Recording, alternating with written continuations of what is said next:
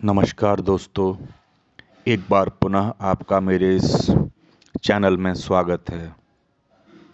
दोस्तों, आज मैं आपको परिवर्तनी एकादशी 2023 से संबंधित सारी जानकारी देने जा रहा हूं। कृपया इस पूरे वीडियो को अंत तक ध्यान से सुनें और यदि आपको मेरा यह कंटेंट अच्छा लगे तो मेरे इस चैनल को अवश्य सब्सक्राइब करें। तो चलिए शुरू करते हैं। दोस्तों, परिवर्तनी एकादशी 25 सितंबर 2023 को है। ये दिन भगवान विष्णु को समर्पित है। इस साल परिवर्तनी एकादशी बहुत खास है। इसमें कई शुभ योग बन रहे हैं। आइए जानें मुहूर्त, उपाय और योग। भाद्रपद की परिवर्तनी एकादशी 25 सितंबर 2023 को है। इस दिन भगवान विष्णु नींद में करवट बदलते हैं।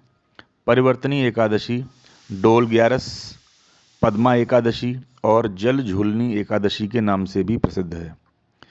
इस दिन जगत के पालनहार भगवान श्री हरि विष्णु और धन की देवी माँ लक्ष्मी की पूजा उपासना की जाती है। इस साल परिवर्तनी एकादशी पर बेहद दुर्लभ संयोग बन रहे हैं, जिससे दिन का महत्व दोगुना हो गया है। इन योग में विष्णु जी की पूजा करने से व्रती को कई गुना लाभ मिलेगा। आइए जानते हैं परिवर्तनी एकादशी के शुभ संयोग, मुहूर्त और उपाय। भाद्रपद शुक्ल परिवर्तनी एकादशी तिथि शुरू 25 सितंबर 2023 सुबह 7:55 और इसकी समाप्ति होगी 26 सितंबर 2023 सुबह 5 बजे। विष्णु जी की पूजा का समय सुबह 9:12 से सुबह 10:42 के बीच। व्रत पारण का समय है दोपहर 1:25 से दोपहर 3:49 को 26 सितंबर 2023 के दिन। राहु काल का समय है सुबह 7:41 से सुबह 9:12 तक। दोस्तों, परिवर्तनी एकादशी 2023 के दिन उत्तराषाढ़ा और श्रवण नक्षत्र बन रहा है। दोनों ही नक्षत्र शुभ माने गए हैं। इसमें किए गए कार्य पुण्य फलदायी होते हैं। इसके साथ ही परिवर्तनी एकादशी पर रवि योग, सर्वार्थ सिद्धि योग और सुकर्मा योग बन रहा है। सुकर्मा योग का समय है 25 सितंबर 2023 को दोपहर 3:23 से 26 सितंबर 2023 को सुबह 11:46 तक। सर्वार्थ सिद्धि योग है 25 सितंबर 2023 को सुबह 11:55 से 26 सितंबर 2023 को सुबह 6:11 तक। और रवि योग है सुबह 6:11 से सुबह 11:55 तक। साथ ही उत्तराषाढ़ा नक्षत्र और श्रवण नक्षत्र है। दोस्तों, इस दिन ये काम करने से अत्यंत शुभ फल प्राप्त होते हैं। यदि आप आर्थिक तंगी से जूझ रहे हैं तो परिवर्तनी एकादशी के दिन भगवान विष्णु का केसर मिश्रित दूध से अभिषेक करें और उन्हें पीली मिठाई का भोग लगाएं। मान्यता है इससे मां लक्ष्मी प्रसन्न होकर व्रती को सुख, धन, समृद्धि का आशीर्वाद प्रदान करती हैं। इस दिन गौमाता की सेवा करने से 33 कोटि देवी देवताओं का वरदान मिलता है। एकादशी पर गाय को हरा चारा खिलाने से घर में बरकत आती है।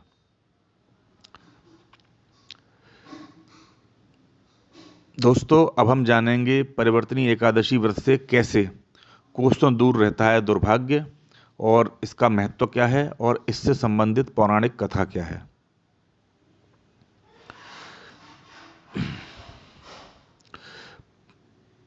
परिवर्तनी एकादशी 2023 जो कि 25 सितंबर को है, ये व्रत अमंगल को दूर कर घर परिवार के लोगों को खुशियां प्रदान करता है। परिवर्तनी एकादशी व्रत के प्रभाव से जातक के कई जन्मों के पाप धुल जाते हैं और अंत में उसे बैकुंठ लोक में स्थान प्राप्त होता है। पौराणिक मान्यता के अनुसार 4 माह तक श्री हरि का शयन काल चलता है और परिवर्तनी एकादशी के दिन ही भगवान विष्णु निद्रा अवस्था में करवट लेते हैं। कहते हैं इस दिन एकादशी की व्रत कथा सुनने मात्र से व्यक्ति का जीवन भी दुख से सुखी जिंदगी की ओर करवट लेता है। आइए जानते हैं परिवर्तनी एकादशी व्रत की कथा। परिवर्तनी एकादशी के दिन भगवान विष्णु के वामन स्वरूप की पूजा का विधान है।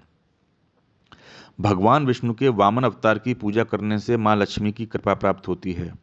कथा के अनुसार त्रेता युग में दैत्यराज बलि भगवान विष्णु का परम भक्त था। असुरों के राजा बलि ने देवताओं को युद्ध में पराजित कर दिया था और स्वर्ग अपने कब्जे में ले लिया था। समस्त देवी देवता उसके अत्याचारों से मुक्ति के लिए विष्णु जी के पास पहुंचे। भगवान विष्णु ने देवताओं को बलि के डर से छुटकारा दिलाने का आश्वासन दिया और राजा बलि के समक्ष वामन अर्थात ब्राह्मण का रूप धरकर पहुंच गए। राजा बलि दान पुण्य करता रहता था। जब विष्णु जी ने बलि से 3 पग भूमि दान में मांगी तो उसने वामन देव को भूमि देने का वचन दिया। वामन देव ने अपना विकराल रूप धारण कर 1 पग स्वर्ग नाप लिया, दूसरे से धरती, तीसरे कदम के लिए जब कोई जगह नहीं बची तो राजा बलि ने अपना सिर झुका दिया और बोले कि तीसरा कदम मेरे सिर पर रख दें। वामन देव राजा बलि की भक्ति और वचनबद्धता से बहुत प्रसन्न हुए। भगवान विष्णु के 5वें अवतार वामन देव ने फलस्वरूप राजा बलि को पाताल लोक दे दिया। बलि ने विष्णु जी से कहा कि वह उनके साथ पाताल लोक में चलकर उसे उनकी सेवा का मौका दें। विष्णु जी ने कहा कि वह साल में 4 माह पाताल लोक में उसके यहाँ निवास करें। इसके बाद वामन देव ने जैसे ही तीसरा पग बलि के सिर पर रखा, वो पाताल लोक चला गया। कहते हैं इस व्रत को करने से दुर्भाग्य दूर रहता है। तो दोस्तों, मेरे द्वारा प्रस्तुत यह कंटेंट आपको कैसा लगा? कमेंट बॉक्स में श्री हरि जय श्री विष्णु लिखकर अवश्य बताएं। धन्यवाद।